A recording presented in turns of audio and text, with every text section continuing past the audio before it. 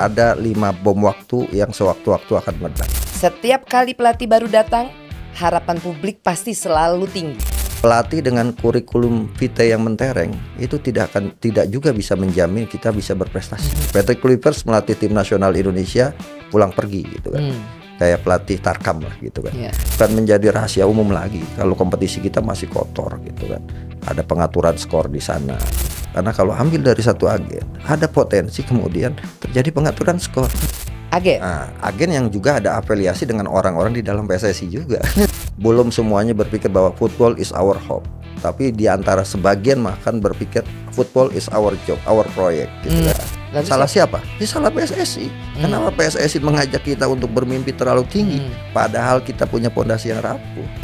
Tapi ganti kepala, ganti visi. Kenapa? Ganti roadmap. Padahal menurut Bung Akmal kenapa bisa terjadi seperti itu? Ya karena masing-masing punya pemikiran yang berbeda. Selebihnya dulu segala sesuatunya sudah bisa kita tebak. Siapa yang mau pilkada pasti jadi juara. Berapa kali saya melaporkan kasus-kasus pengaturan skor. Berapa kali juga gagal. Setiap tahun pasti ada tunggakan gaji. Bahkan tahun sebelumnya belum selesai tunggakannya, tahun sekarang udah ada yang nunggak lagi. Tapi kalau kita lebih lucu lagi, oke, degradasi, beli klub baru dengan nama sama.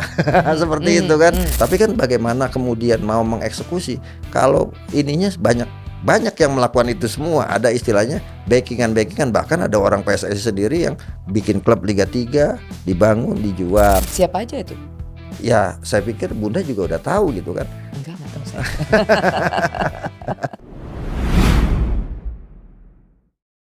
Pelatih baru datang. Harapan publik kembali dinaikkan, tapi pertanyaannya sederhana. Apakah pelatih baru ini datang ke tim yang siap? Atau ke sistem yang sejak lama bermasalah? Liga kita ramai, federasi sibuk, timnas terus dibebani ekspektasi. Malam ini kita akan bicara jujur, tanpa euforia, tanpa basa-basi. Masalahnya bukan di pelatih, tapi lalu siapa yang sebenarnya harus bertanggung jawab? Selamat datang di Opini Tanpa Batas bersama saya Erika. Kali ini kita ditemani oleh seorang pengamat yang sudah tidak asing lagi, Bung Akmal Marhali. Selamat datang Bung Akmal. Malam, salam sepak bola. Salam olahraga, semangat juara gitu. Kemenpora. Kemenpora. Bang Akmal, Ya. bagaimana lagi sibuk kayaknya ya? Kayaknya aku lihat sedang berseliweran di mana? Podcast, di TV-TV. Ya, saya yang paling senang ya saya diundang sama Bunda di sini. Bisa aja. Jadi teman-teman netizen ya, Bung Akmal ini mungkin kalian sudah tidak asing lagi, tapi bolehlah saya perkenalkan, mungkin ada yang belum kenal. Adalah pengamat sepak bola Indonesia yang dikenal aktif mengkritisi dan memperjuangkan transparansi serta integritas dalam sepak bola nasional. Jadi beliau juga menjabat sebagai koordinator Save Our Soccer ya, betul ya, SOS ya.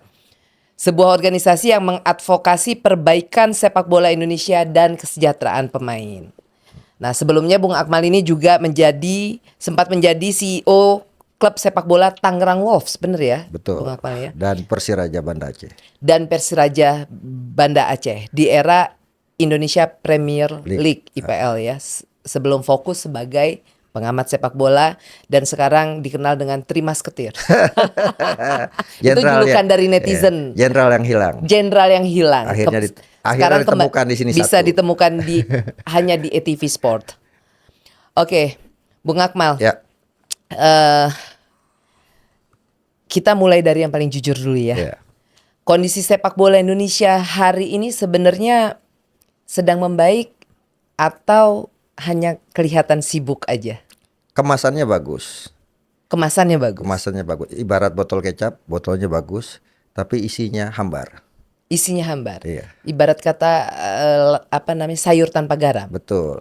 Banyak masalah-masalah yang kemudian ditutup sehingga pada akhirnya meledak dengan sendirinya. Gitu Dulu ya? ketika Pak Erick Thohir jadi ketua umum PSSI, saya sudah ingatkan ada 5 bom waktu yang sewaktu-waktu akan meledak.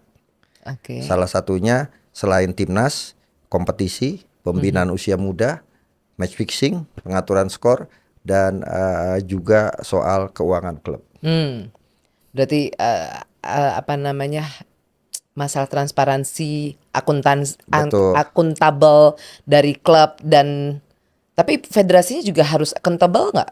Ya harus dong. Federasi kan ibaratnya orang tua. Orang tuanya harus memberikan contoh kepada anak gitu kan. Nah, Oke. kalau kemudian orang tuanya tidak memberikan contoh, gimana anaknya mau ikutin kan? Ya, oke. Nah, problem-problem kan banyak sekarang. Yang paling ramai kan sekarang misalnya bagaimana asprop-asprop yang sudah habis masa jabatannya belum dilakukan pemilihan, itu kan problem juga. Walaupun orang lihat itu kecil, tapi itu problem. Problem kalau nanti kemudian mau akan diadakan kongres dan sebagainya. Menarik, Bung Akmal, itu nanti kita akan bahas lebih dalam ya. Ini baru pembukaan, jangan kencang-kencang dulu. Nah, kemudian Bung Akmal, setiap kali ini kan lagi ada, akhirnya kita sudah mendapatkan pelatih Iya. timnas yang baru, yaitu John Hartman. Setiap kali pelatih baru datang, harapan publik pasti selalu tinggi, benar. Tapi kenapa ujungnya selalu sama? Iya. Kesan pertama begitu menggoda. Begitu menggoda. Iya, Oke. kenapa saya katakan demikian? Karena kalau bicara kurikulum vitae-nya John Hedman sudah tidak diragukan. Gitu. Dia sukses bersama Selandia Baru di timnas putri, kemudian sukses bersama Kanada di timnas putri juga dengan 2 kali meraih medali perunggu di Olimpiade. Kemudian sukses bersama tim nasional putra Kanada, lolos ke Piala Dunia 2022 dengan penantian 36 tahun. Kemudian juga 3 kali masuk nomine pelatih terbaik FIFA, Iya. dan juga punya gelar doktor di bidang sains.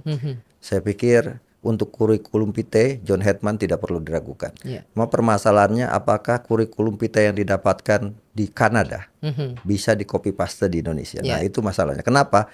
Karena Kanada beda dengan Indonesia tentunya. Artinya John Hedman ketika datang kemarin saya langsung memberikan apresiasi, public speakingnya luar biasa. Bahkan dia katakan saya melihat kritik sebagai sebuah kehormatan. Oke. Ya kan? Nah, kita harapkan bisa konsisten gitu kan dengan apa yang dikatakan saat ini. Tapi permasalahannya Bunda, pelatih dengan kurikulum vitae yang mentereng itu tidak juga bisa menjamin kita bisa berprestasi. Kenapa? Banyak contohnya. Sebagai yang terdekat misalnya Roberto Mancini, kurang apa? Dia juara Piala Eropa bersama Italia, tapi gagal bersama Arab Saudi. Iya. Kemudian misalnya yang terdekat adalah Erik ten Hag, sukses bersama Ajax, tapi nggak berjodoh dengan MU. Amorim dengan klub sebelumnya sukses luar biasa, tapi nggak jodoh juga. Dan terakhir Xavi Alonso lah, sukses Alonso, bersama Bayern Munchen, punya nama besar, punya prestasi bagus, juara Liga Champions sampai juara Piala Eropa, Piala Dunia bersama tim nasional Spanyol, tapi akhirnya lengser juga bersama Real Madrid. Gitu. Artinya apa? Artinya ini pesan buat kita juga semua, jangan terlalu berekspektasi lebih terhadap John Hedman, karena yang dibutuhkan sepak bola kita bukan cuma sekedar pelatih kepala tim nasional, itu hanya bagian kecil. Yang dibutuhkan bagaimana pelatih kepala hadir, tapi seluruh elemen-elemen yang mendukung juga ikut mensupport dengan total sehingga apa yang diharapkan, yang cita-citakan bisa berhasil. Jadi ketika John Hedman datang saya terkesan, kemudian kurikulum PT-nya luar biasa, public speaking-nya luar biasa gitu kan. Dan cara pendekatannya juga luar biasa. Saya melihat dia banyak belajar, di antaranya adalah apa yang bagus dari Sintayong diambil, apa yang bagus dari Kluivert diambil, apa yang tidak bagus dari Kluivert ditinggalkan. Salah satu contoh, Patrick Kluivert melatih tim nasional Indonesia pulang pergi gitu kan. Kayak pelatih Tarkam lah gitu kan. Iya. Tapi kemudian John Hedman menyatakan saya akan tinggal di Indonesia. Dan ini satu hal yang luar biasa. Yang kedua, saya sudah berkomunikasi dengan para pemain, termasuk kapten dan beberapa pilar pemain tim nasional. Ini juga sudah luar biasa walaupun baru diumumkan belum lama ini tanggal 12 kemarin.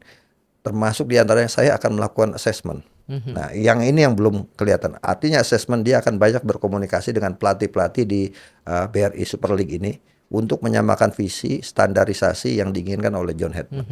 Dan saya pikir ini yang penting. Dulu waktu zamannya Sintayong, saya menyatakan STY, selalu tetap yakin. Nah, kemudian pada Eranya Patrick Stephen Kluivert PSK, pastikan semua kompak. Sekarang John Hedman JH, jadikan hebat Indonesia. JHI dong jadinya. Tahan dulu, oke, Ya. Bung Akmal. Nanti kita akan kupas secara lebih lengkap lagi masalah pelatih. Tapi tadi aku menarik yang di bagian pertama bahwa akan ada bom waktu kalau misalnya di sepak bola Indonesia ya, terutama masalah di federasi. Kalau saja seandainya ini tidak segera dibenahi kan Iya. gitu ya, Bung Akmal. Oke.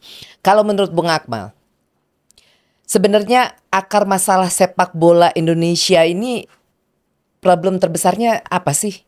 Ada di kualitas pemainkah? Kompetisikah? Atau justru tata kelola federasi? Ya, saya punya hipotesa yang sampai sekarang tidak bisa dibantah gitu, bahwa tim nasional yang kuat lahir dari pembinaan yang hebat dan kompetisi yang sehat. Kalau pembinaannya bermasalah, kita tidak akan dapat pemain-pemain masa depan kita yang punya prospek bagus. Kalau kompetisinya tidak sehat, bermasalah, juga kita tidak akan mendapatkan tim nasional yang punya kualitas. Kenapa saya katakan demikian? Sekarang misalnya problem di pembinaan usia muda kita. Ada memang klub-klub, ada Elite Pro Academy, jenjangnya sudah ada. Tapi di Elite Pro Academy, klub-klub semua belum serius dalam membangun akademinya, hingga kemudian difranchiskan. Ya kan, ada klub yang kemudian gak mau keluar uang, udah dilepas saja ke event organizer istilah saya. Kemudian yang melakukan kegiatan itu berbayar, ikut Elite Pro Academy 25 juta, 30 juta. Akhirnya yang masuk bukan pemain yang punya kualitas di Elite Pro Academy, tapi pemain-pemain yang mampu berbayar di situ. Nah, ini Tapi kan problem. praktek-praktek seperti itu masih berjalan nih sampai saat ini. Masih menurut Sampai saya. saat ini, ya. oke. Terus? Kalau kita lihat, ya kita lihat aja klub-klub Liga 1 misal atau Super League. Karena ada beberapa klub yang Elite Pro Academy-nya ambil dari beberapa akademi. Artinya mereka tidak membangun akademi sendiri. Dan ini problem. Dulu kenapa tim nasional kita itu di era-era 70-an kuat? Karena akademinya atau remtar-remtarnya jalan. Persija remtarnya jalan, ya kan, Persib remtarnya jalan. Sehingga pembinaan berjalan, di samping tentunya ada Diklat Salatiga, ada PPLP, semua jalan. Nah, sistem ini yang kemudian membuat kenapa sepak bola kita mundur, ya karena PPLP-nya bermasalah, tidak jalan karena mungkin nggak ada uangnya. Diklatnya juga hilang satu persatu. Salah satunya misalnya Diklat Medan hilang. Kemudian kompetisi usia mudanya hanya ramai untuk mengejar juara masing-masing akademi, tidak membangun filosofi sepak bola Indonesianya gitu kan. Pilanesia yang dikatakan sebagai konsep sepak bola Indonesia hanya kitab suci ditaruh di lemari, yang kemudian tidak dijawantahkan di seluruh akademi-akademi sepak bola yang ada di Indonesia. Ini problem. Ditambah lagi belum ada lagi pencurian umur, pemain titipan. Nah, itu kan problem-problem yang memang kelihatannya kecil. Tapi kalau kemudian tidak dibenahi, akan jadi kebiasaan dan akan jadi pembenaran.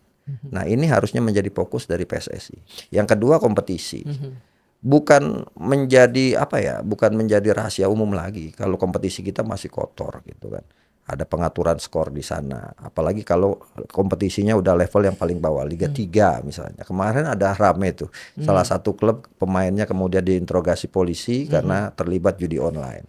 Artinya tinggal bagaimana federasi menjadikan problem-problem ini untuk dibenahi. Yang kedua, Bunda, ya ekosistemnya.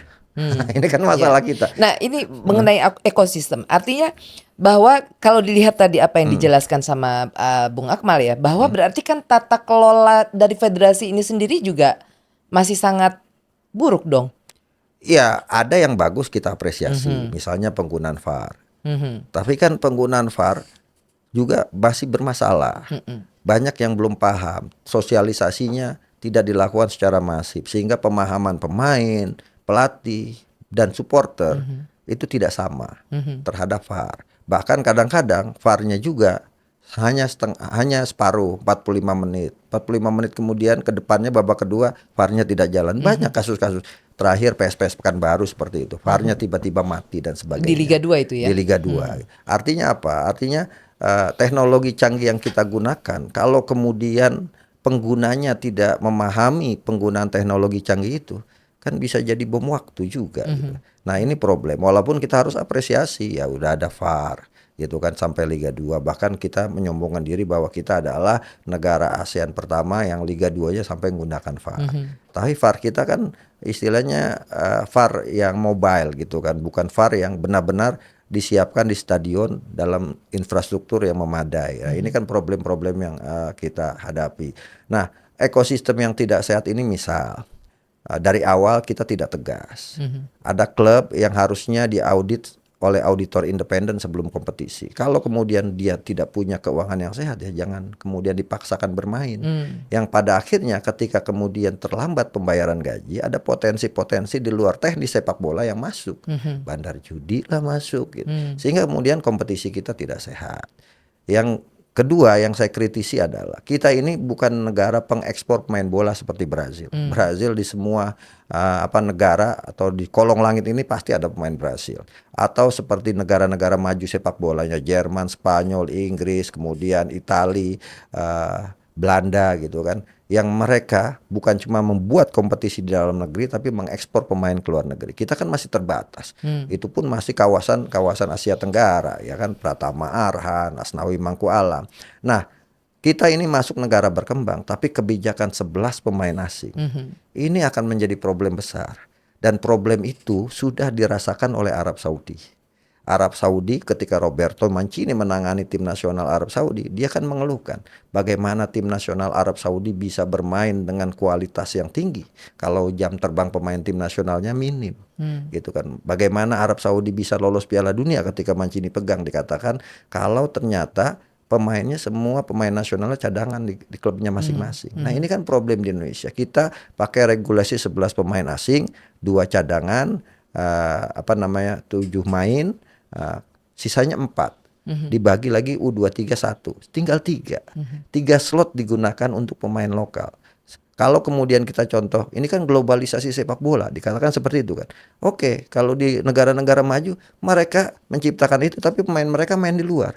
Loh, kita semakin banyak pemain kita yang tidak punya menit bermain, kemudian ingin memiliki tim nasional yang kuat. Yang pada akhirnya kebanyakan stok pemain muncullah masalah-masalah, tendangan kungfu lah. Dan problem-problem ini kan terjadi karena ekosistemnya yang tidak sehat. Saya ingin katakan, saya pernah berpesan kepada Ketua Umum PSSI, kolam sepak bola kita ini kotor. Maka kita harus kuras dulu, ganti dengan air yang higienis. Kalau diganti dengan air higienis, bibit-bibit yang kita semai di dalam kolam itu pasti akan sehat. Tapi kalau kolamnya sudah kotor, ya bibit yang sehat akan jadi sakit juga gitu. Ya. Tapi Bung Akmal, sebenarnya tadi menarik ya pembahasan mengenai kebijakan pemain asing ya. Tapi menurut Bung Akmal, kenapa federasi mengambil kebijakan itu? Apa tujuannya? Ya, kalau saya lihat kan tujuan dilakukan ini untuk mengikuti apa yang dilakukan atau kebijakan yang dikeluarkan oleh AFC misalnya, ya kan, globalisasi sepak bola. Tapi itu juga pernah terjadi di Malaysia sebelumnya. Malaysia menggunakan banyak pemain asing, akhirnya tim nasional mereka tidak berkembang, yang pada akhirnya mereka memberikan batasan pemain asing. Buat saya sih ya nggak masalah, tapi kan pemain asingnya juga harus disaring. Kalau kualitasnya sama dengan pemain lokal kan tidak ada transfer ilmu juga gitu kan. Nah, ini yang harus kemudian diperketat gitu. Jangan kemudian akhirnya jadi pasar gelap. Menurut saya pasar gelap jadi mainan, agen-agen bermain. Saya pernah mengatakan kepada klub-klub, kalau bisa dengan 11 pemain asing jangan ambil pemain dari satu agen. Karena kalau ambil dari satu agen, ada potensi kemudian terjadi pengaturan skor. Agennya tinggal bekerja sama Bandar, telepon aja pemain-pemainnya. Jangan cetak gol ya. Buka 2 gol ya belakangnya. Nah, hal-hal semacam itu kan ada potensi. Berarti siapa yang kira-kira diuntungkan dengan kebijakan 11 pemain asing itu? Klub kah? Atau justru pihak lain? Kalau menurut saya agen. Agen yang juga ada afiliasi dengan orang-orang di dalam PSSI juga. Seperti itu. Oh gitu? Ya iya dong. Iya. Kita nggak bisa menafikan bahwa di dalam PSSI belum semuanya punya idealisme yang sama.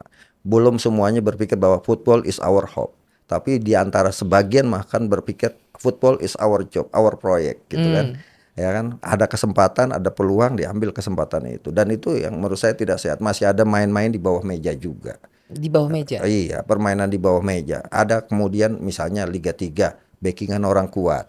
Dan itu bukan rahasia umum, semua orang tahu. Cuma permasalahannya adalah kita tahu tapi kita tidak tahu kemana kita harus ngomong. Semacam Tapi itu kan. tapi kan kebijakan 11 pemain asing itu kan hanya untuk Liga 1 kan? Betul. Liga 2 kan 3 pemain asing gitu kan. Kemudian Liga 3 tidak ada pemain asing. Tapi problemnya ya saya katakan itu, apakah pemain asing yang hadir ke Indonesia kualitasnya lebih baik gitu kan. Arab Saudi misalnya, dia kualitas pemain asingnya pemain-pemain top semua gitu kan. Dan di kita ada yang kemudian hanya sekedar memenuhi kuota 11. Pada akhirnya pemainnya juga tidak main. Tapi kan kalau kemudian klub mengambil pemain asing, ini kan juga menjadi nggak mungkin pemain itu tidak dimainkan. Nah, pasti dimainkan. Nah, sekarang masuk ke putaran kedua pasti akan memanfaatkan slot 11 pemain asing. Karena terbatasnya pemain lokal kita yang punya kualitas untuk kemudian direkrut. Ya, kenapa kemudian terbatas? Ya karena jam terbangnya minim. Oke, menarik. Berarti kan tadi kita bicara sebenarnya yang harus menjadi concern dari federasi itu adalah bagaimana mereka membangun sebuah ekosistem. Betul. Ya kan, yang dimana ekosistem sepak bola Indonesia ini sepertinya masih belum maju-maju ya, Betul. Bung Akmal ya, dengan ya Sebenarnya sih bukan nggak maju, cuma jalannya lambat. Padahal kalau kita bisa akselerasi dengan cepat, kita punya potensi untuk lebih cepat juga berprestasi. Gitu. Jadi jangan kita mimpi lolos Piala Dunia kalau aspek-aspek teknis dan non teknis sepak bolanya itu tidak dibenahi. Jangan berharap besar kepada John Hedman untuk bisa membawa Indonesia lolos Piala Dunia misalnya, kalau kemudian aspek pendukungnya, sportingnya tidak dibangun dengan baik. Jadi jangan sampai kita membangun rumah mewah dengan pondasi yang rapuh. Kalau kemudian pondasi rapuh, ambruk. Dan kan sudah terbukti. Kemarin kita ada glorifikasi, ada kemudian halusinasi kita lolos Piala Dunia. Yang pada nyatanya kita belum punya kans untuk lolos Piala Dunia. Akhirnya muncul apa? Kekecewaan. Karena diajak kita untuk bermimpi setinggi-tingginya. Sementara rumah yang kita bangun ini pondasinya tidak kuat. Yang pada akhirnya memunculkan kecewaan. Lalu Salah siapa? Ya salah PSSI. Kenapa PSSI mengajak kita untuk bermimpi terlalu tinggi padahal kita punya pondasi yang rapuh? Oke. Nah, lalu kalau kita melihat ya, kan seperti Jepang, mereka juga membangun ekosistem sepak Betul. bolanya dari nol itu waktu itu kan, dan butuh waktu bertahun-tahun. Tapi mereka membangun ekosistem sepak bolanya. Sebelum mereka bangun ekosistemnya, mereka sudah membuat sebuah roadmap jangka panjang bahkan. Betul. Dan blueprintnya. Menurut Bung Akmal, bagaimana kita membangun sebuah ekosistem, tapi kita belum ada roadmapnya? Iya, sebelum Jepang bikin J-League, dia belajar juga dengan Betul, Galatama Indonesia. iya. Tapi dia adalah pelajar yang cerdas, gitu kan. Sementara kita guru yang bodoh. Iya. Kenapa? Galatama dulu hancur gara-gara judi, ya kan. Semua diatur oleh bandar-bandar judi pertandingannya. Nah, sementara Jepang belajar dari kita, ambil aspek yang bagus, kemudian mereka bangun infrastrukturnya, ekosistemnya dengan sehat. Akademi sepak bola bukan cuma klub-klub yang membangun, tapi dari mulai sekolah SD, SMP, SMA, dan mereka punya visi yang sangat luar biasa, 1000 vision gitu kan, visi Jepang, dan mereka benar-benar menggunakan visinya untuk dilaksanakan, dieksekusi. Kita kan kita bikin zaman Pak Nurdin Halid sudah ada visi 2045. Zaman abis Pak Nurdin Halid ada Pak Johar Arifin, ada kemudian Pak Lanyala Mataliti, ada kemudian Pak Edi Rahmayadi, ada Pak Iwan Bule, ada Pak Erick Thohir sekarang. Tapi ganti kepala, ganti visi. Kenapa? Ganti roadmap. Menurut Bung Akmal kenapa bisa terjadi seperti itu? Ya karena masing-masing punya pemikiran yang berbeda gitu kan. Tidak disatukan untuk kepentingan sepak bola menurut saya. Jadi di sini maksudnya Bung Akmal, kepentingan politiknya lebih besar, lebih kencang daripada non sepak bolanya ya? Daripada sepak bolanya? Ya itu kan bukan rahasia juga gitu kan. Itu hal yang kita tidak bisa nafikan. Dan memang kita tidak bisa nafikan bahwa sepak bola ini tidak bisa dipisahkan dengan negara gitu. Tapi aspek sepak bolanya yang harus ditonjolkan gitu. Bukan aspek pemerintahnya yang harus ditonjolkan. Nah ini kan misalnya dulu Pak Jokowi kan menggunakan sepak bola juga, Piala Presiden. Ini karena sepak bola, bahkan saya bersama Save Our Soccer sejak tahun 2010 itu dari 1994 sampai kemudian munculnya munculnya Liga Super dari tahun 2000 ke sini. Menurut saya, menurut pengamatan Sepak Hour Soccer, kompetisi yang hasilnya lebih sehat itu hanya di tahun 2002 ketika terjadi final antara Petrokimia melawan Persita. Selebihnya dulu segala sesuatunya sudah bisa kita tebak. Siapa yang mau pilkada pasti jadi juara. Contoh 2003 juaranya Persik Kediri karena waktu itu Pak Haji Maskut mau naik jadi wali kota Kediri. Akhirnya benar, setelah juara dia naik lagi. 2004 Persebaya juara dengan Pak Bambang Deha mau naik jadi wali kota. Setelah juara naik lagi. Kemudian 2005 ketika itu Jayapura dengan Yap Salosa dan juga wali kota MR Kambu waktu itu mau naik juara. Sampai 2006 Sriwijaya sebenarnya PSIS yang di ini, tapi di final terjadi tragedi yang akhirnya juaranya Persik Kediri. Tapi kan Pak Sukawi Starip tetap jadi naik jadi wali kota. 2007 Sriwijaya FC naik Pak Alek Nurdin jadi gubernur. 2008 kembali ke Persipura. 2010 juara Arema dan ketika itu Bupati Batu naik lagi jadi bupati gitu kan, Pak Rendra Kresna. Sampai akhirnya kita melihat bahwa ini sepak bola kita tidak sehat. Akhirnya kita tekan pemerintah untuk mengeluarkan Permendagri yang melarang dana APBD untuk sepak bola. Gitu kan. Untuk kemudian klub-klub sepak bola jadi entiti komersial yang dulu perusahaannya perusahaan bodong semua. Tapi kemudian dibangun. Nah, karena dulu kompetisi sepak bola kita itu dibangun dengan kerja sambilan, PNS yang kemudian ngurus bola. Yang menggunakan dana-dana APBD itu semua. Nah, ketika kemudian dijadikan entiti komersial banyak yang tidak siap. Yang pada akhirnya apa? Masuklah bandar-bandar judi ke sepak bola kita. Jadi saya berpikir di ekosistem sepak bola kita ada 3. Yang pertama ada match setting. Match fixing. Match setting. Match setting itu pertandingan yang sudah diatur. Jadi juaranya sudah kita tahu dari awal gitu kan. Kemudian match fixing melibatkan rumah juga. Match acting, match fixing dan match setting yang sudah disetting gitu kan. Kalau ini kemudian tidak dibenahi, ya akan menjadi masalah besar buat sepak bola kita. Oke, di Liga 1 sudah mulai bagus gitu kan, tidak ada yang main di belakang layar. Tapi Liga 3, Liga 4, nah ini masih banyak problem. Banyak klub-klub yang mengadu. Cuma saya juga kadang-kadang mau ngomong ke siapa gitu. Selama yang berhak misalnya. Berapa kali saya melaporkan kasus-kasus pengaturan skor. Berapa kali juga gagal. Dulu pernah di Kalteng Putra ada tragedi wasit terlibat pengaturan. Data-datanya sudah lengkap, sudah ditangkap. Tapi pihak kepolisian nggak bisa apa-apa kalau kemudian gubernurnya datang. Ya kan, akhirnya alasannya dibebaskan karena barang bukti tidak kuat. Nah, hal-hal yang semacam itu. Artinya banyak faktor-faktor di luar sepak bola yang mempengaruhi sepak bola kita sehingga sepak bola kita nggak bisa berjalan dengan sebagaimana mestinya. Kalau kemudian ini dibenahi seperti Jepang, Bunda, saya yakin kita udah bisa melawan Jepang saat ini. Jepang sekarang ini, Jepang itu punya target atau program mereka juara dunia 2050. Artinya kalau sekarang 2026, 24 tahun lagi. Mereka punya target jangka panjang, mereka baru akan juara Piala Dunia 2050 dengan mainnya yang udah seperti ini. Artinya kita belum apa-apa, ujuk-ujuk udah ngimpi Piala Dunia. Ya kan? Dapat juara Piala Ciki aja belum pernah itu, yang Piala AFF gitu kan. Artinya kita melompatnya terlalu jauh. Makanya saya tuh tidak suka kalau kemudian kita bermimpi gitu. Karena kalau mimpi kita tidur terus. Waktunya kita bangun dari tidur ini, semua stakeholder sepak bola kita ya termasuk teman-teman, Bunda dan sebagainya harus menjadi agents of change gitu kan, perubahan terhadap sepak bola kita. Dan saya pikir Kita harus mengkritisi terus sepak bola kita gitu. Oke. Ini menarik ya, Etizen ya. Memang luar biasa tadi penjelasan dari Bung Akmal. Itu udah buka-bukaan banget tuh, Bung Akmal.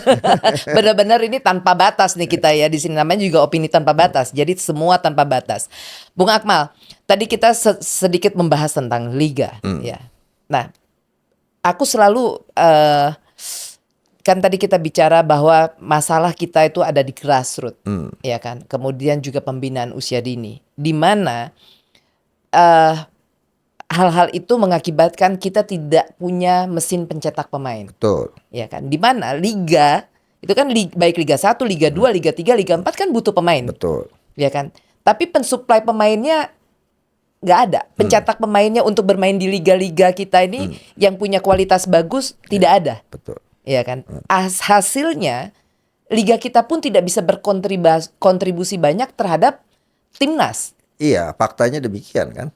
Tapi kan ada, tapi sedikit. Iya, makanya tidak banyak berkontribusi. Tidak banyak berkontribusi. Sekarang misalnya, dulu kita punya golden generation misalnya, dulu ada Garuda, timnas Garuda, timnas Harimau, gitu kan. Ada eranya Barbatana, disebut golden generation. Kemudian muncul Primavera, muncul Baretti, kemudian muncul lagi SAD, ya kan. Muncul kemudian eranya Egy Maulana Fikri, eranya Witan Sulaiman, kemudian muncul lagi eranya Ivan Dimas sebelumnya.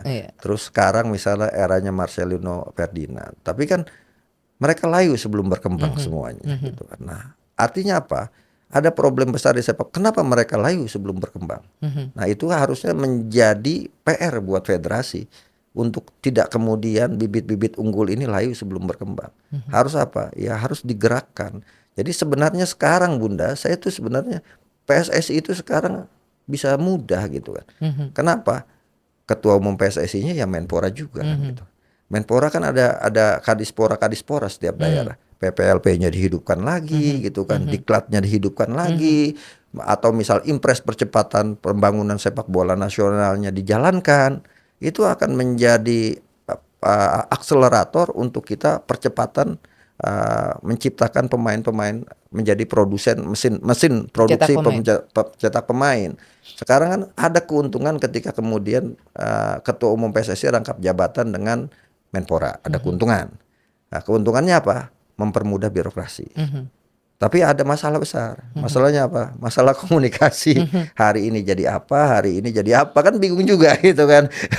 Nah, maksud saya adalah bahwa sudah waktunya kita berpikir jangka panjang untuk sepak bola kita. Dan semua orang misalnya EXO yang ada di PSSI ya harus bekerja sesuai dengan juklak atau SOP atau kemudian program-program yang sudah dibuat. Selama ini kan kita nggak ngelihat pembinaan usia muda gerakannya sejauh mana. Kita hanya ngelihat yang besar aja, tim nasional dan kompetisi gitu kan. Tapi kan memang kata Bapak Ketum kita waktu itu kan memang katanya federasi hanya ngurus timnas saja. Ya tapi kan federasi sebagai Bung Akmal setuju kalau bahwa kalau federasi kita itu hanya fokus ke timnas. Saya pikir Pak Ketua Umum mungkin tidak lengkap baca statuta PSSI. Statuta PSSI kan di situ jelaskan tugas PSSI adalah membina dan mengawasi, membina loh, mengawasi dan menjalankan semua program. Artinya membina pemain usia muda, mengawasi kompetisinya, bukan cuma sekedar ada di pucuk mengambil di pucuk tertinggi tim nasional. Jadi ya, semua berarti tadi bagian membangun dari ekosistemnya itu kan membangun tadi. ekosistem. Jadi bagaimana kita mendapatkan tim nasional yang kuat kalau ekosistem di pembinaannya tidak sehat, kalau ekosistem di kompetisinya tidak sehat. Benar, sekarang sudah ada banyak beberapa kemajuan, tapi perlu diakselerasi lebih kuat lagi agar apa yang kita harapkan bersama, yang diharapkan publik sepak bola kita itu bisa diwujudkan gitu kan. Kalau kemudian kita hanya bisa membuat tapi tidak bisa action, itu kan akan jadi berat. Jadi ada istilah gini,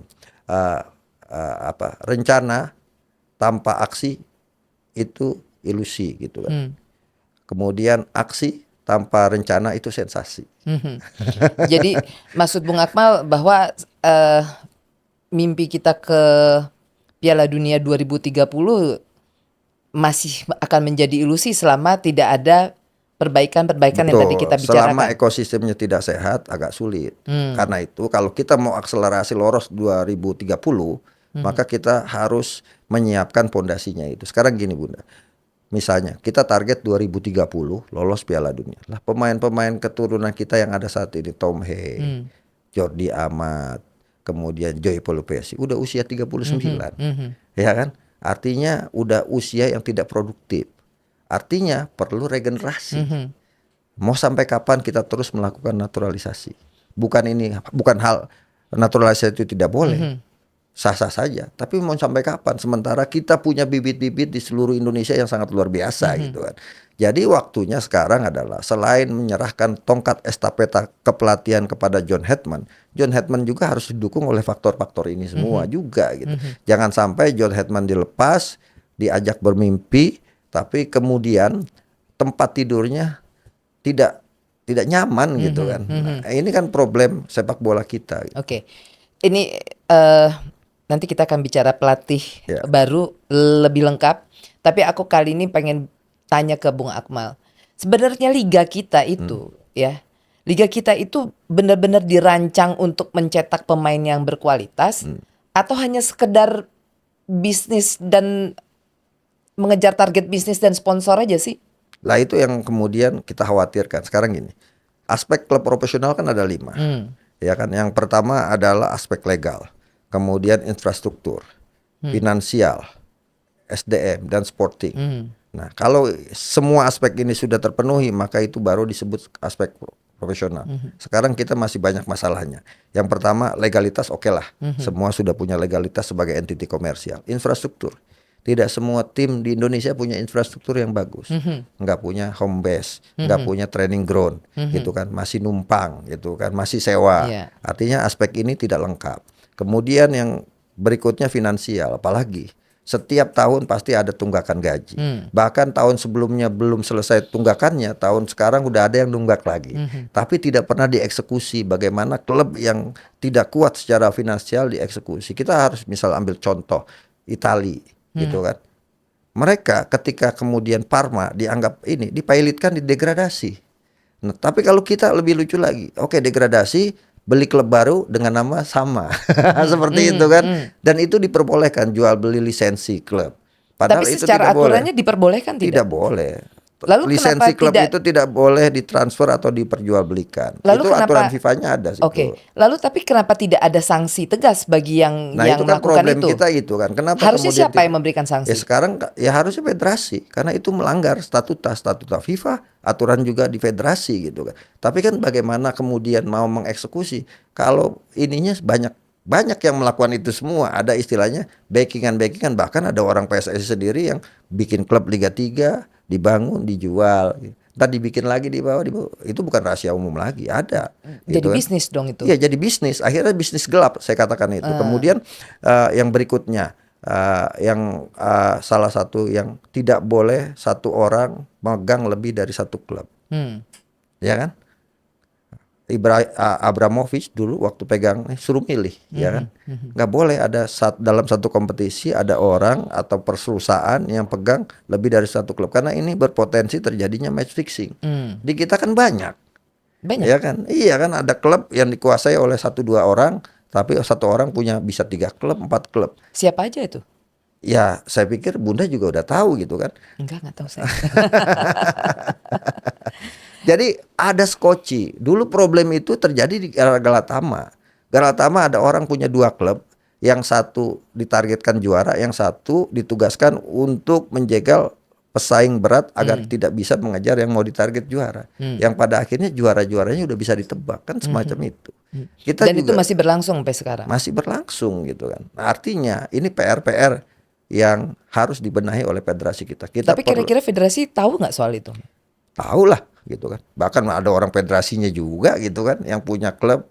Nah, yang berikutnya ini bukan ini, memang tidak tertera di statuta. Misalnya kalau bisa pengurus klub itu tidak ada di federasi. Kalaupun kemudian dia masuk di federasi, dia lepas klubnya. Gitu kan. Tapi Sehingga kan sekarang banyak. iya itu dia, sehingga kemudian banyak kepentingan di dalamnya kan, yang pada akhirnya menguntungkan salah satu pihak, dan ini sudah menjadi rahasia umum kalau bercanda-bercanda misalnya gitu.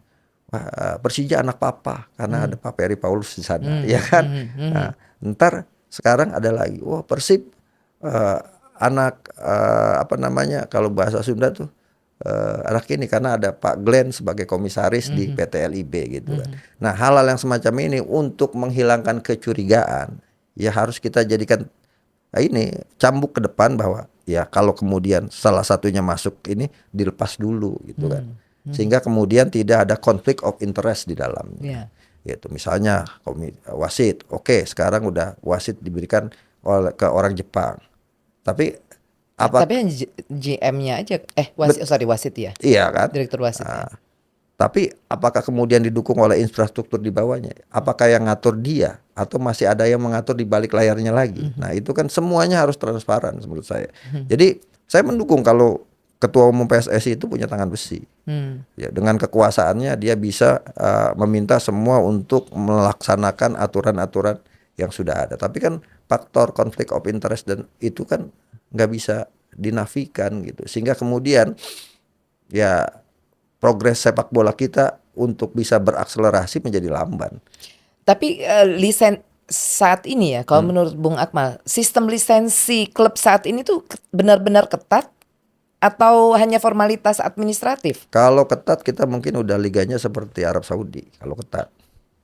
Ya kan? Berarti tidak ketat sama sekali malah ini. Ya kadang juga nggak enakan. Ya udahlah gitu kan. Tapi ntar dibenahi ya gitu sambil jalan.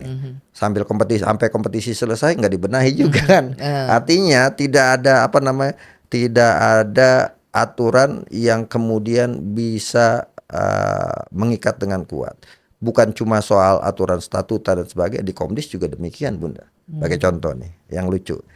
Waktu musim lalu Beckham Putra melawan Persija, setelah cetak gol melakukan selebrasi ya kan, kedinginan. Dihukum 75 juta. Nah, kemarin tidak. Kan kemarin sama dia selebrasi juga satu. Iya, artinya apa? Ada hukum-hukum yang tebang pilih, tergantung musimnya, musim apa. Kalau lagi musim duren ya kasih hukuman duren. Kalau lagi ya artinya tidak ada hukuman yang pasti, termasuk tidak konsisten, termasuk mau sampai kapan larangan supporter away, ya kan? Apakah kemudian kita pendam terus problem ini? Gitu. Kalau kita pendam terus, yang pada akhirnya akan jadi bola liar. Buka di stadion mungkin tidak ada keributan karena hanya ada satu supporter di stadion, tapi di luar stadion. Nah, ketika ada kejadian keributan di luar stadion, tanggung jawab siapa? PSSI LIB menyatakan itu bukan tanggung jawab kita karena sudah di luar stadion gitu. Padahal yang membuat itu terjadinya masalah vandalisme dan anarkisme ya dari LIB-nya juga dengan tidak memberikan kesempatan sepak bola kita disaksikan oleh dua supporter yang bertanding. Jadi seberapa besar peran operator liga ya, ya dalam arti ini IPL ya sekarang ya, dalam membiarkan masalah-masalah lama ini terus berulang, Bung Akmal? Apakah tidak ada perbaikan-perbaikan? Kalau perbaikan ada. Gitu. Ya tadi saya katakan kita tidak boleh kemudian seperti orang yang sakit hati gitu kan. Dia barisan sakit hati apa aja dilihat jelek gitu. Ada yang bagus. Jadwal sudah mulai bagus. Kita harus akui. Tapi kan bukan cuma sebatas jadwal sepak bola atau kompetisi sepak bola kita. Ada faktor-faktor lain yang mendukungnya juga gitu kan. Supporter kan bagian dari sepak bola juga gitu. Jangan kemudian supporter hanya di-endorse hanya untuk beli tiket. Tapi fasilitas entertainnya pelayanan terhadap supporter tidak ada. Itu jadi kan jangan hanya dijadikan objek gitu ya. Iya, bukan cuma di klub, di tim nasional kan juga gitu. Tim nasional juga punya supporter. Bung Akmal, tadi malam saya kebetulan ngobrol dengan beberapa teman-teman fans ya, supporter base. Supporter kayak ada Viking, ada Bomber, ada Boboto, ada Persija juga tadi malam ya. Kemarin pada saat laga El Clasico antara Persija versus Persib ya kan. Itu ternyata ada beberapa tamu ya dari supporter Persija yang datang menonton menonton laga kemarin, Hmm. tapi dijamu dengan sangat baik oleh teman-teman Bobotoh. Ya, artinya tidak sama sekali terjadi hal-hal yang tidak diinginkan lah ya, atau seperti misalnya apa namanya terjadi pertikaian atau apa segala macam. Benar-benar rivalitas, bahkan mereka maksudnya disambut, diantar, dikawal lah mereka itu ya, dan dijamin lah keselamatannya gitu. Apakah rivalitas itu ya kan yang selama ini kan pada saat kita melihat langsung atau kita nonton langsung di sana, atau mereka sendiri yang bersangkutan ya, supporter dua belah pihak, pada saat di lapangan rivalitas itu hanya terjadi di lapangan. Betul. Tapi kenapa kita pada saat baca di sosmed kayaknya ngeri banget ya? Iya Ya kan? ini sebenarnya pasca tragedi Kanjuruhan, vibe-nya sudah positif. Supporter sudah menyadari bahwa rivalitas sempit itu sudah bukan lagi bagian dari sepak bola. Rivalitas itu penting dan aset, tapi rivalitas yang positif gitu kan. Nah, ini sudah mulai disadari ya. Sayangnya menurut saya adalah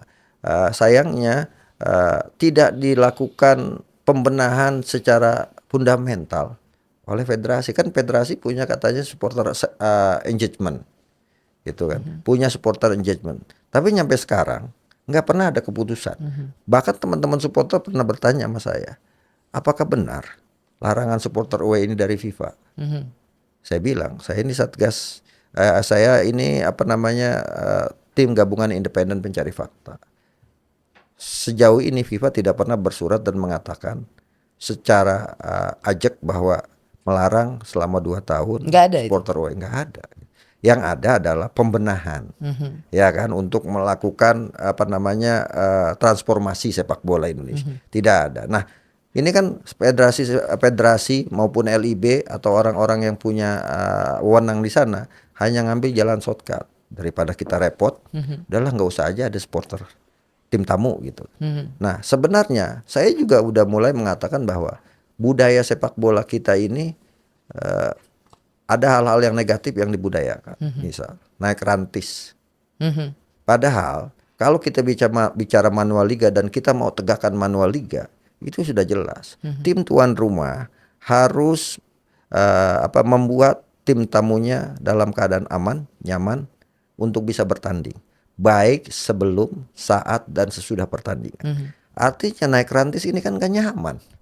Kita ini mau perang atau mau main bola? Artinya apa? Ingin saya katakan harusnya LIB itu bisa saklek gitu kan. Lalu kalau masih pakai rantis, ya udah dianggap tidak bisa menggelar pertandingan, didapat kehukuman gitu kan. Nah, jangan sampai kemudian budaya ini diteruskan dijadikan sebagai budaya yang hasilnya negatif gitu. Kayak termasuk gini, misalnya dari sisi supporter sudah cukup positif.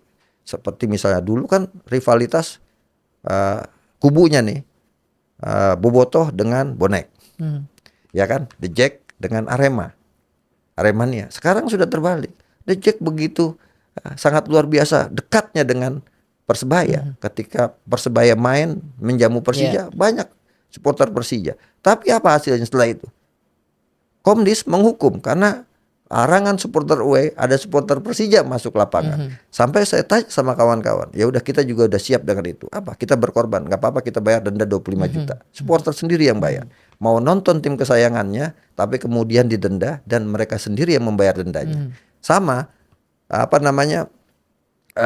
Persija Persib sudah oke, gitu kan.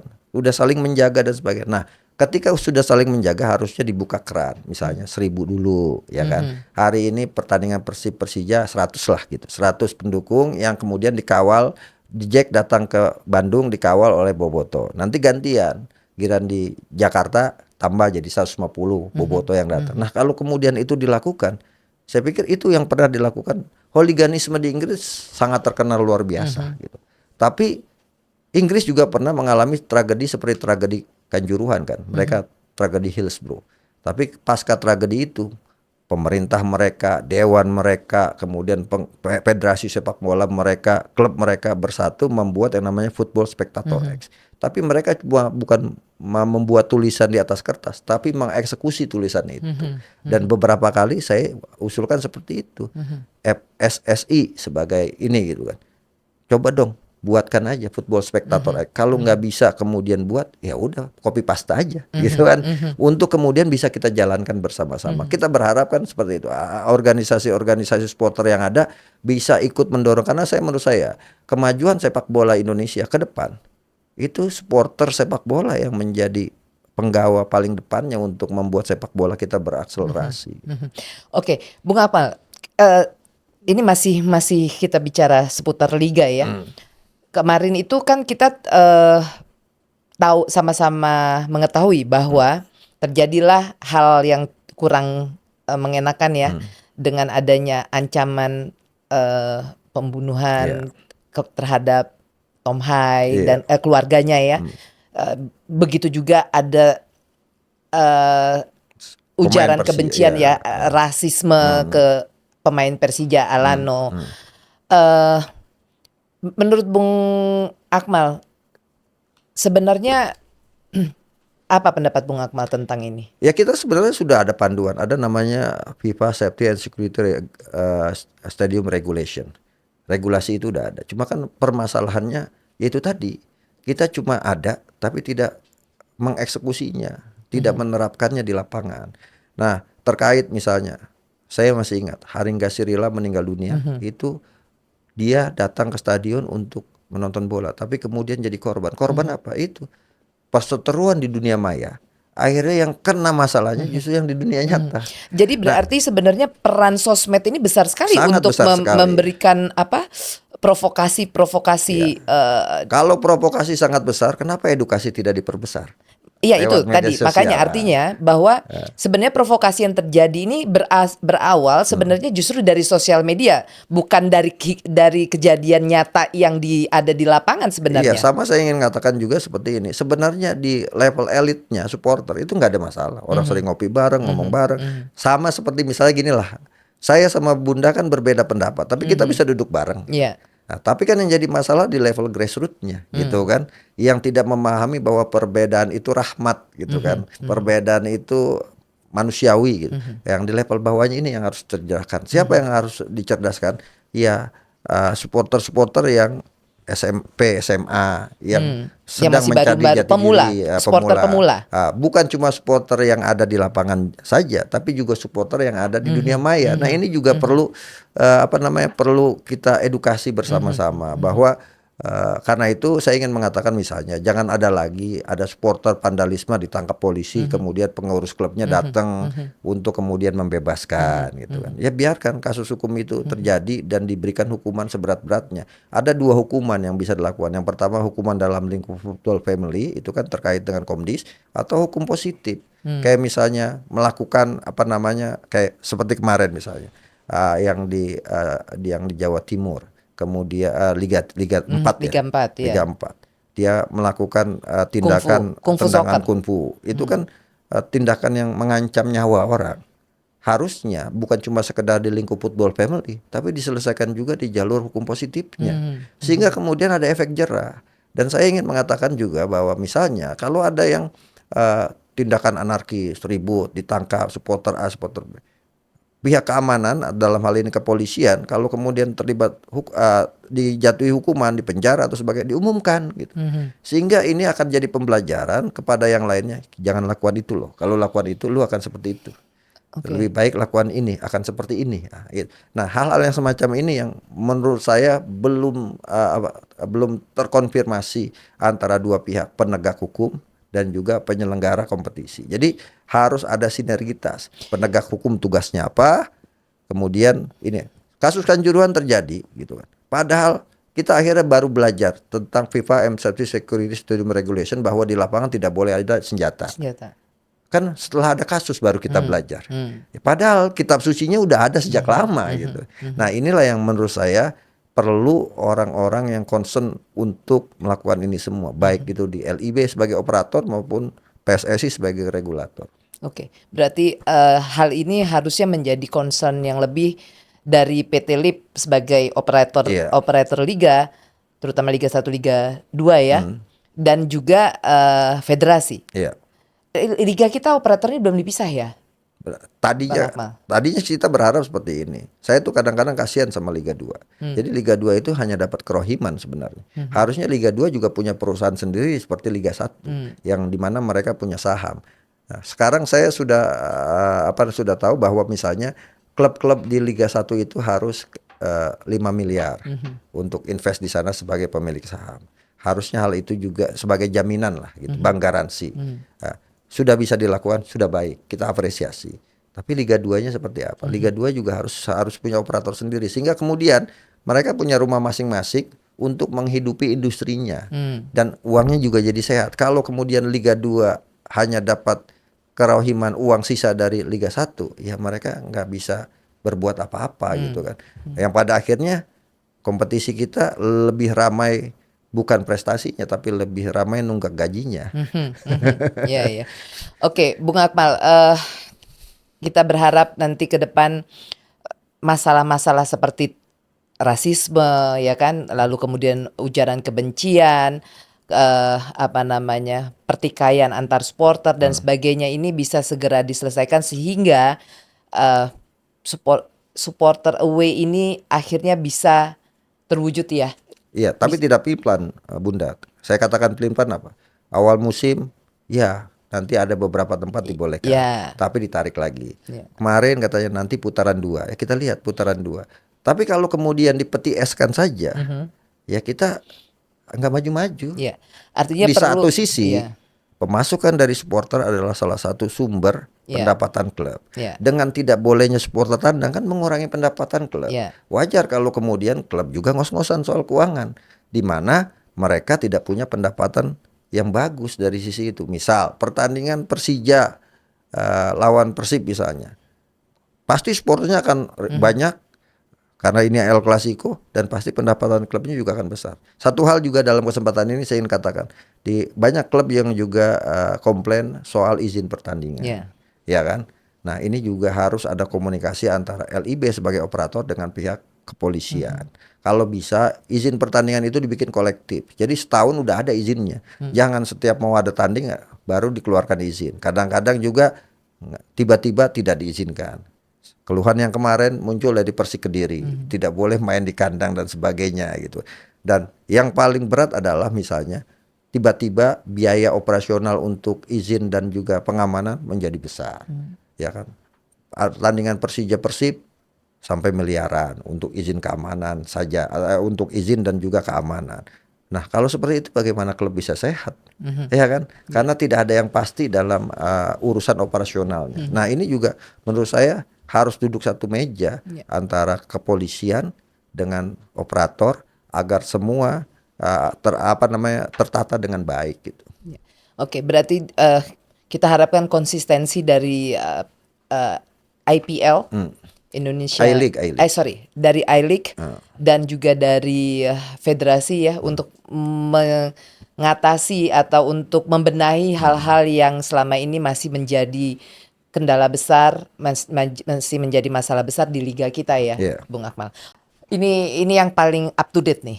Kita mau bahas, tadi kita di awal sudah sedikit membahas masalah kedatangan pelatih baru kita, pelatih timnas senior dan U23, Mr. John Hartman. Oke.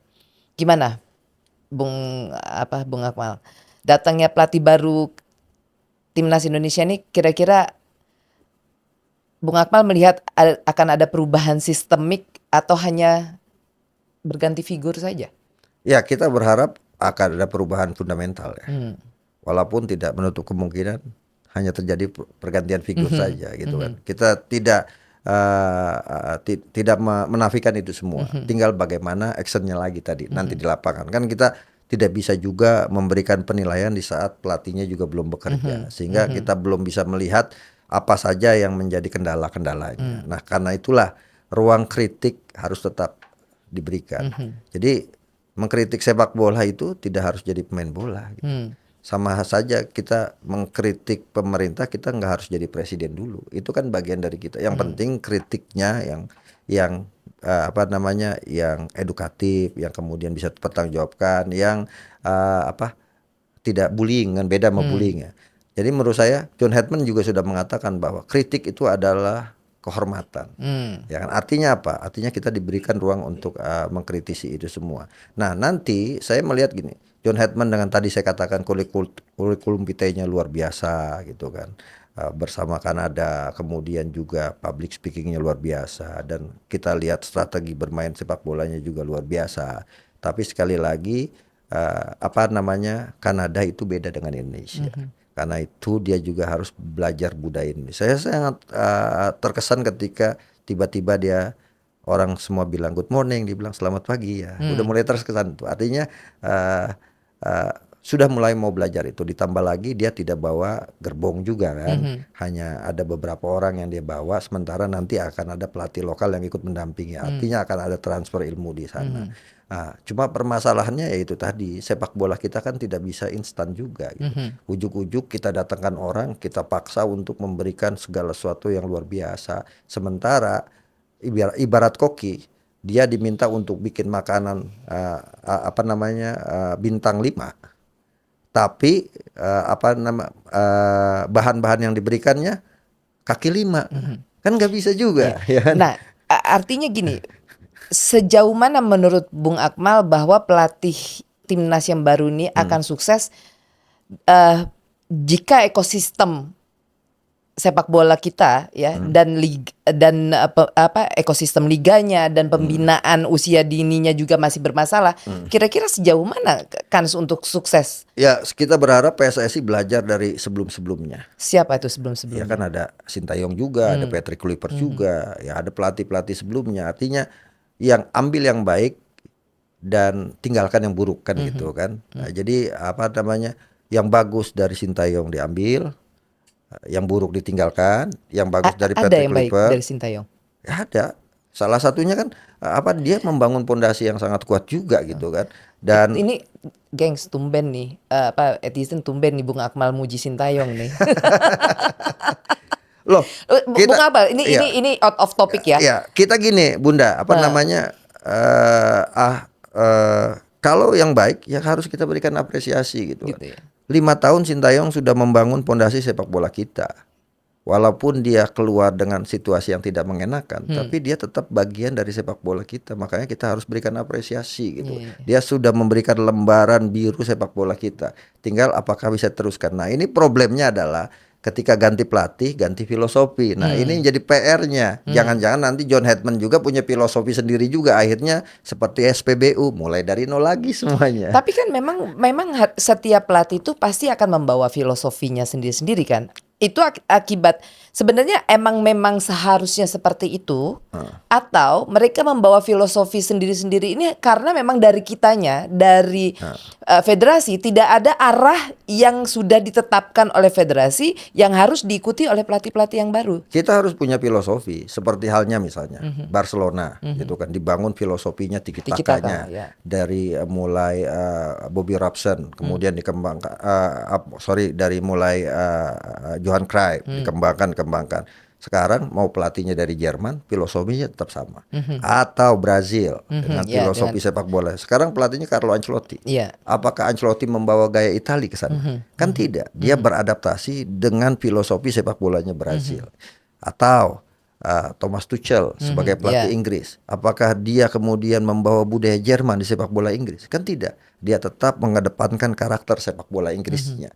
Artinya itu yang juga harus dibangun di sepak bola Indonesia. Siapapun pelatihnya, karakter sepak bolanya ya karakter sepak bola Indonesia. Dan sejak PSSI berdiri sampai sekarang, sayangnya karakter itu belum ditemukan. Sehingga setiap ganti pelatih, ganti filosofi. Sebagai ini, John Hedman ini kan pelatih kedua dari Inggris yang melatih tim nasional Indonesia setelah Peter Wade. Gitu kan. Peter Wade juga dulu datang dengan kurikulum vitae yang sangat luar biasa gitu kan. Sebagai pemain dia sukses bersama Aston Villa juara Liga Champion. Dia datang dengan 2 gelar Piala AFF bersama dengan Thailand. Artinya CV-nya sangat luar biasa. Tapi di Indonesia tidak mampu di copy paste gitu kan. Nah, jangan sampai juga John Hedman ini yang punya CV bagus,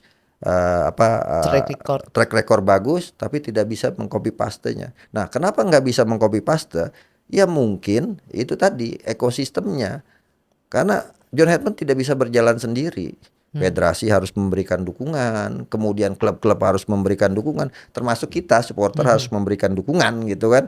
Kalau kemudian semua memberikan dukungan, saya pikir bisa sukses. Tapi kalau ada salah satu faktor fundamentalnya rapuh, maka bisa jadi tidak sukses. Tapi gini Bunda, saya tuh kemarin menarik sih. Cuma ini ya bukan hat gumai ya. Iya. Kemarin saya ketika John Hedman hadir, ada salah satu ahli metafisik ngomong ke saya gitu kan. DM saya kemudian bercerita. Dia mengatakan bahwa John Hedman ini pelatih disiplin hampir mirip dengan STY. Punya karakter, punya konsep bermain yang jelas gitu kan. Punya gaya pendekatan yang bagus.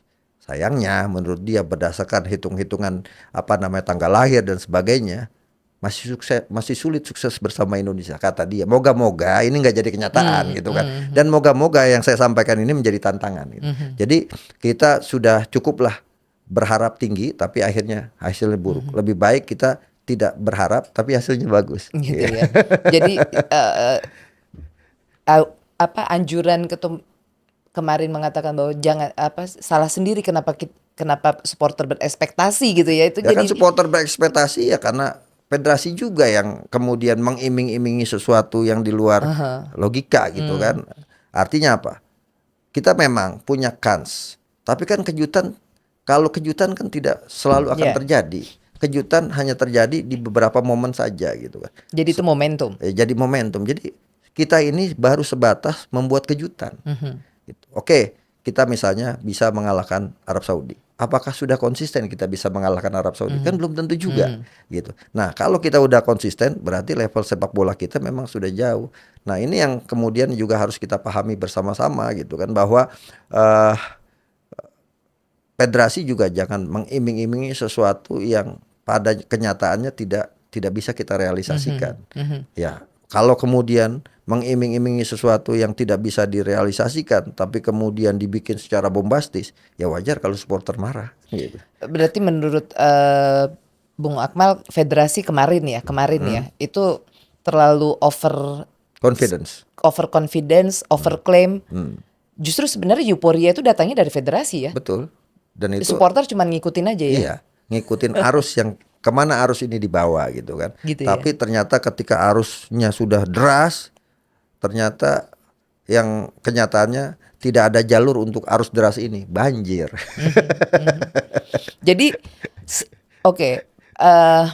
tadi Bung Akmal bilang kan bahwa John Hedman ini punya kemiripan karakter dengan Sintayong. Iya.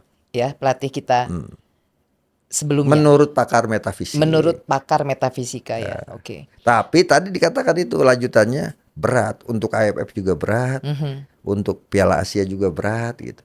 Ya moga-moga ini cuma sekedar, kan kita nggak bisa kan, yang menentukan segalanya kan Tuhan gitu kan. Ya moga-moga, kalau saya sih bahasa saya yang sering orang bully saya adalah moga-moga John Hedman ini punya hoki di Indonesia. Oh, itu yang saya ingat itu Bung Akmal mengatakan bahwa golnya kemenangannya Sintayong waktu itu hoki ya. Iya. Saya mengatakan bahwa dari mulai kita tarik ke belakang misalnya Luis Mia, yang punya hoki melatih tim nasional Indonesia Sintayong menurut saya. Kenapa hoki? Iya, punya keberuntungan, ada chemistry di sana antara yang dilakukan di lapangan dengan takdir yang didapatkan. Kan tidak semua orang bisa seperti itu, Bunda. Hanya orang-orang istimewa yang punya hoki bagus gitu kan. Saya sama Bunda, Bunda kerja sama-sama kita dagang, sama-sama waktunya, tapi kan belum tentu dapatnya sama. Ya kan? Ada hoki di situ, keberuntungan di situ. Kalau dalam bahasa agama itu falaha muflihun, dan hanya orang-orang istimewa yang punya keberuntungan gitu kan. Seperti misalnya hoki bagus dimiliki oleh Jose Mourinho waktu nangani FC Porto, waktu nangani Inter Milan, waktu nangani Real Madrid. Tapi kan kemudian peruntungannya tidak bagus ketika sampai ke nangani MU juga nggak bisa apa-apa kan, ya kan. Artinya itu faktor-faktor itu juga faktor yang mendukung, walaupun ini tidak bisa dihitung secara matematik gitu kan. Keberuntungannya moga-moga garis tangannya bagus bersama tim nasional Tapi Indonesia. bukankah keberuntungan itu Harus didapat dengan usaha. itu tadi artinya keberuntungan itu hadir karena usaha-usaha yang dilakukan, Betul. ya kan gitu loh. Jadi Orang kan bukan selalu mengatakan gini, yang ramai dulu kan, hoki itu, oh nggak bisa, masa hoki itu bukan kita duduk diam, semua yang kita inginkan dapat, yang nggak juga gitu kan, harus ada kalau bahasa agama harus ada hasabnya, harus ada usahanya gitu. Sejauh mana kita usaha, tapi kan ada takdir yang menentukan di situ. ya. Oke. Bung Akmal, ini dari tadi kita selalu membandingkan John Hartman sama Sintayong kan ya tadi ya. Ada satu lagi saya bandingkan dengan Patrick Kluivert, tapi beda perbandingannya, bahwa Kluivert pulang pergi, John Hetman akan ada di Indonesia. Gitu ya. Ya, yang John Hartman datang ke tetap stay di Indonesia ini sebenarnya itu kesamaan, salah satu kesamaan dengan Sintayong juga kan, gitu ya. Dan yang pasti, yang paling penting, yang lagi rame-rame sekarang, John Hetman harus menguasai ruang ganti. Xavi Alonso saja bisa dipecat karena nggak bisa menguasai ruang ganti. Karena faktor X juga. Gitu. Tapi waktu itu kan kita mengganti STY juga kan karena masalah untuk bisa menguasai ruang ganti. Betul. Yang akhirnya juga direkrutlah seorang Patrick Kluivert yang digadang-gadang bisa menghandle dan menguasai ruang ganti. Ternyata tidak bisa juga. Iya tadi sebenarnya kan menguasai ruang ganti ini kan harusnya harusnya di ini gini. Ini menarik ya Bung Akmal karena menurut saya ya bahwa ruang ganti itu kan benar-benar sebenarnya adalah privilege dan itu benar-benar area kekuasaannya pelatih. Ya kan? Di mana tidak boleh ada orang lain di luar tim kepelatihan atau staf kepelatihan yang bisa intervensi di situ. Betul. Dimana tapi kenyataannya kan selama ini masih banyak intervensi itu, ya, yang dilakukan dari luar orang-orang yang berhubungan dengan masalah teknis. Dimana harusnya itu kalau di sepak bola negara-negara yang sepak bolanya maju itu sudah tidak. Makanya di Inggris kan istilahnya manager coach. Ya. Dia jadi manajer juga, dia jadi pelatih juga. Ya itu kan? Yang dikatakan Amorim. Saya di sini bukan untuk hanya menjadi pelatih, tapi saya adalah manajer kan gitu. Betul, ya, gitu kan. Oke. Nah sekarang pertanyaanku, sejauh mana nanti ya, apa pelatih yang baru ini diberi keleluasaan ya atau kepercayaan dari federasi untuk benar-benar 100% menangani masalah teknis.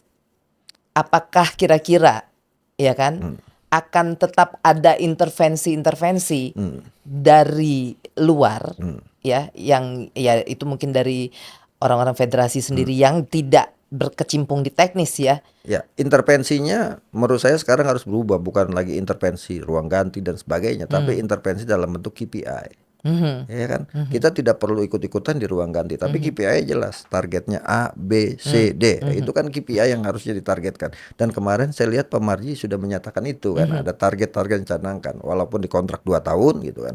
Ada target-target yang canangkan. Nah, intervensi kita di situ, di target gitu kan. Jangan kemudian kita intervensi di luar wewenang kita, misalnya line up pemain atau apa, atau kemudian pemilihan skuad pemain. Nah, ini biarkan pelatih yang memilih sesuai dengan apa yang diinginkannya gitu kan. Karena tidak bisa seorang koki nomor 1 Indonesia, dia tidak akan bisa membuat masakan hebat kalau kemudian menunya disiapkan bukan dari dirinya, tapi dari orang lain gitu.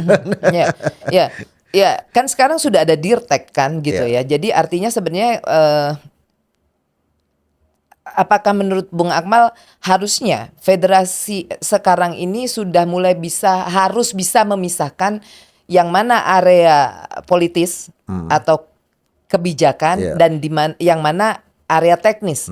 Ini dua hal menurut aku sih harus dipisahkan. Gimana menurut Bung Akmal? Iya, memang harus seperti itu di sepak bola saat ini gitu kan. Ada mempekerjakan orang sesuai dengan porsinya gitu kan. Dia sebagai pelatih ya dia punya tanggung jawab.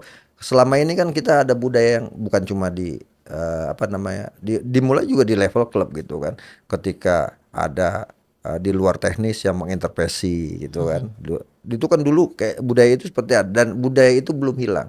Tapi kita berharap ke depan ini semua dibiarkan bahwa pelatih punya kebijakan yang kemudian didukung dan disupport gitu kan. Di luar itu tidak boleh kemudian ada pihak-pihak yang melakukan intervensi. Intervensi yang tadi saya katakan, intervensi boleh dilakukan dalam bentuk KPI, target-target yang dicanangkan. Kalau target-target yang dicanangkan tidak sesuai dengan apa yang sudah disepakati bersama, berarti gagal.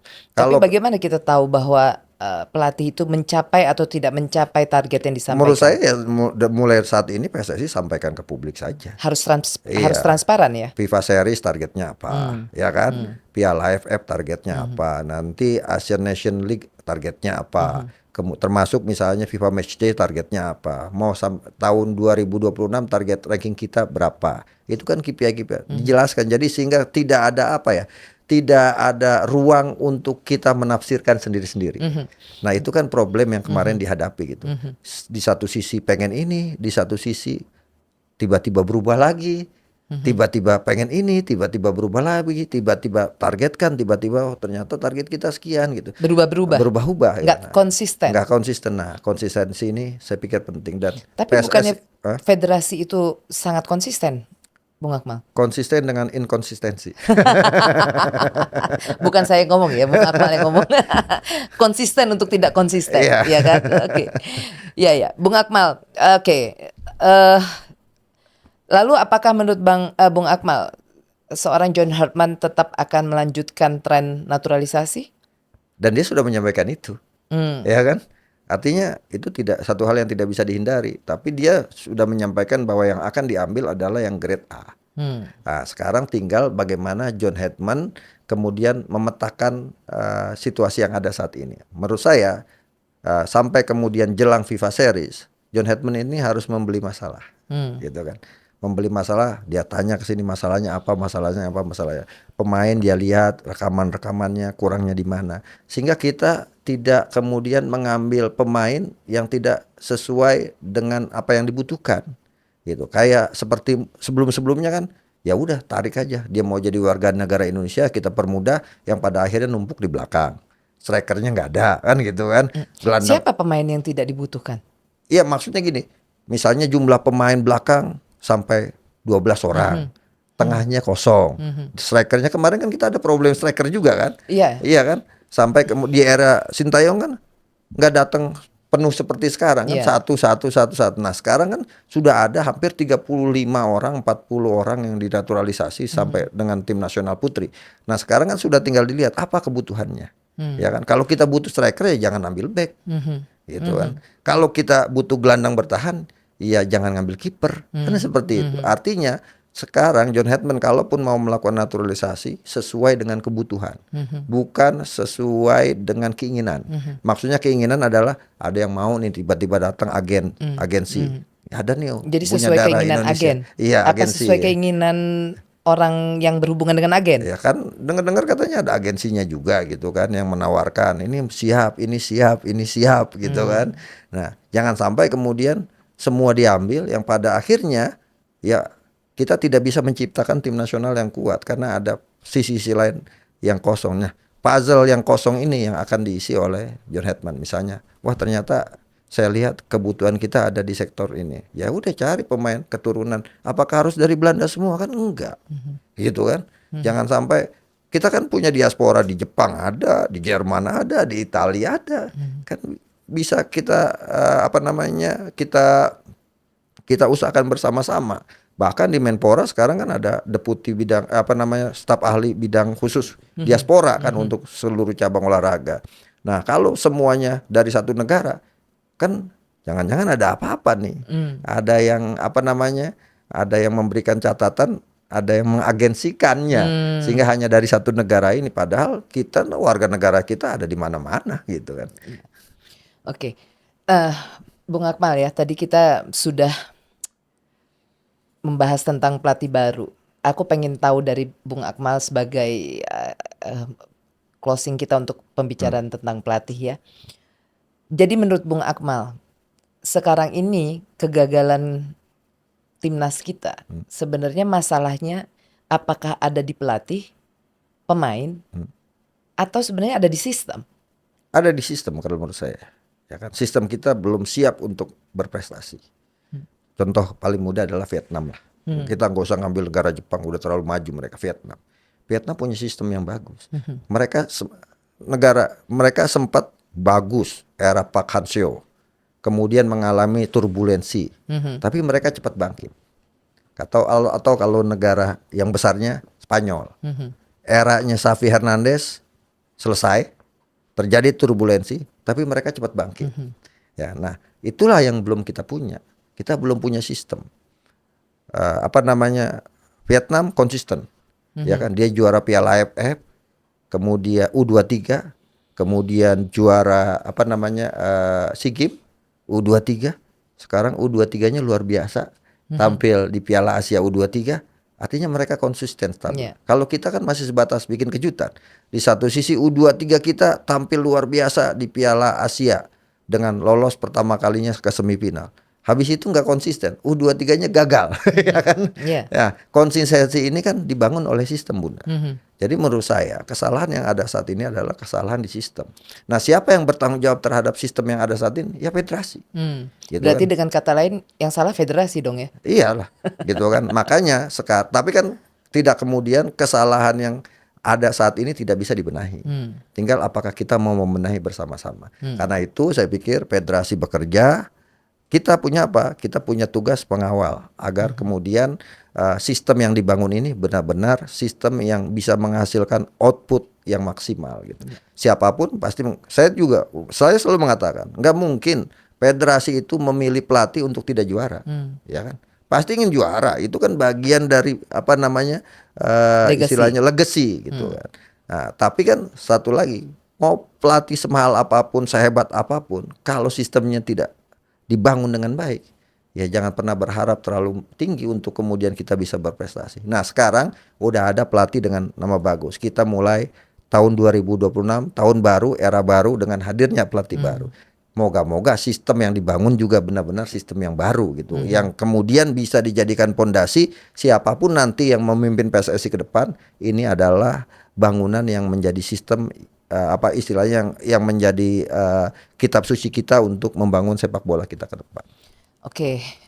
Jadi Pak Erik masih ada 2 tahun lagi mimpin PSSI. Moga-moga dia bisa meninggalkan legacy yang bukan cuma sebatas trofi, tapi legacy sistem sepak bola Indonesia. Oke, luar biasa nih, Bung Akmal.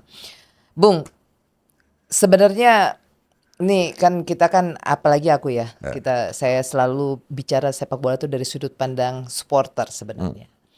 Jadi sebenarnya menurut Bung Akmal sejauh mana sih peran supporter dan media ya, yang selama ini sering hanya dianggap hanya penonton, atau bisa dikatakan jadi kayak objek ya gitu ya. Padahal mereka, seberapa besar sih kekuatan mereka itu harusnya untuk bisa menekan perubahan sistem? Ya, kalau saya mungkin berbeda dengan yang lain bilang objek, bahkan objek penderita, supporter itu. Kalau saya justru supporter itu subjek. Subjek transformasi sepak bola Indonesia itu ada di supporter, bukan ada di PSSI. Jadi panglima utama untuk membangun sistem sepak bola kita yang bagus adalah supporter. Karena itu saya menginginkan kawan-kawan tetap kritis gitu kan. Karena hanya kita yang tulus, hanya supporter yang tulus loh, untuk menyuarakan. Yang lain mungkin punya kepentingan. Supporter kan punya kepentingan cuma satu. Saya ingin sepak bola kita menjadi sepak bola yang baik, berprestasi, mengangkat harkat, markat dan marwah Indonesia di mata internasional. Dan saya pikir ruang itu harus dibuka. Dan PSSI juga tidak boleh kemudian baperan gitu terhadap kritik. Kritik itu kan bukti tanda cinta kalau menurut saya gitu kan. Nah, kalau kita masih sayang, pasti kita nasihatin orang. Tapi kalau udah didiemin, itu berarti udah nggak cinta. Jadi saya lebih memilih dikritisi dibanding didiemin.